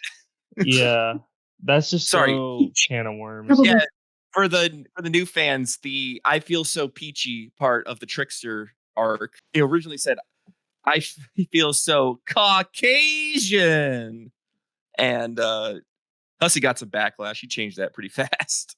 For further context, it's because the character was shown to have Caucasian white skin, which I guess, denies all the headcanons of people who prefer to portray her as like POC. Yes. But I can see why they probably wouldn't want to touch that, because if you, I guess, didn't go with what people commonly want to see. What am I trying to say? A lot of people have different headcanons of yes, and people have incredibly strong opinions and headcanons about the races of the characters. I can appreciate the idea of just wanting to be like, no, we're not doing that. We'll just make them how they look in the comic. Just make them out. That's probably the smart thing to do. I mean, my cynical point of view is that, Hussey, when he wrote this, was just some white guy. And I think all the characters he just had in mind were just going to be white. Or that's not intentionally like he wanted them to be white. It's like he just like wrote them as white. That sounds so bad. But like, if that makes sense, like he wasn't thinking. I know what you mean. Like it wasn't. I don't think any of them were particularly considered. That my main ending thoughts were just. I'd just be so curious to know what the potential styles were for the pilot. Like how else could it have looked? I don't think. Do you reckon at any point they were going to go for a style that was more faithful to how the comic started? Maybe the Zamag art style that you get a lot later on. I think that would have been so peak. I like it. I hate it. I'm a hate the bean Zamag. style liker. Oh, Sorry. No, I'm not. Well, Homestuck has always been when it was at its best, in my opinion. The style would change depending on what the mood is of the scene. I don't think Homestuck works when in my opinion, when the style is like one set style and it never deviates. Like, yeah, Homestuck is a multi-style, Yeah. multimedia thing. To call it a comic is actually saying, in Right. reality, calling it a comic is doing it a disservice. Yeah, like it is much more than a comic. But like in Act 5, like Hussey would draw them. If the scene was serious, he would draw them like kind of realistic. If the scene was silly, he'd draw them in their sprite form. If the scene was like kind of in a mix or they're kind of doing something, he'd draw them in the hero mode form. And then like in Homestuck Beyond Canon, before during the Cade era, it was all Zamag doing everything, and they always had like the Bean soft mode, which didn't work during like the action scenes. Like there's a scene where Kanaya is like holding up what's his name, Tavros. And they like, it's supposed to be threatening and intimidating, but Kanaya just looks like a Muppet. They look like Muppets. Yeah. Or balls. They look like orbs. And then like in after post Gigapause, like there's like scenes with Vriska, and like they have to follow the circle head formula, but like the face doesn't work with the expression. So like her lips and her eyes are like jutting out in the corner, like weird, because they have to have the ball head. It's like, doesn't work. Yeah, we'll have to see how they go down the path of what art style they're going to go for. If they're going to turn into a more multimedia thing like Homestuck originally was, but we'll see how it turns out. I think that the style, I mean, going off of what Judge said, the question, I think that they really didn't think about it that much. I think that like they were like, let's get as close as how the comic looks as possible. Mm-hmm. I think that was pretty much the goal. That's the thing, based on like that's as far as they went. Yeah, let's just try to 1-to-1 adapt this slice of the comic as accurate as possible with this amount of time, and I think that's just how they went about it. I don't think they really wanted to do anything that was too dangerously unfaithful or off the beaten path. Okay. Well, I think we've all set our pieces. I think what we should end this out with a community highlight. Jojro alluded to it earlier. So Jojro, why don't you take it away on the highlight you want to bring up? Yeah, so the highlight that I want to bring up for this episode is the Homestuck Artist Collective. It is a Discord server. The main purpose of the server is to uplift many different fan artists and creators in the community, as well as to share up-and-coming fan works and projects around the Homestuck space. It's a community that values like kindness, passion, and their tagline is making the community a better place. I just think it's very sweet. Oh no! I'm all about making it a worse place. He's an agent of chaos, is what he is. Can we drop a Discord link in the description? Is that something that we're doing for this? At present, they are limiting invites by waves, but it's like if you know someone, you can probably Twitter. We can link. Or I don't know. Where do you find this? I was going to shoot a message to one of the mods and let them know, because I think they're only doing this as a temporary. I think they're only doing this temporarily, and then they're going to let people in normally. That was the impression I got. Well, why don't we? We can table that. Why don't we go ahead and put any relevant information about that into the description down below when you take when you eventually see it. Yeah. So whatever it is, go in the description and get it. We always support. We are huge supporters of the art community, the Homestuck art community. I think Frapp has always been that, so we want to keep doing that. So, thank you for taking your time watching this. This is Khan, Alex, and Jojro signing off. Make sure you like and subscribe, and have a nice day.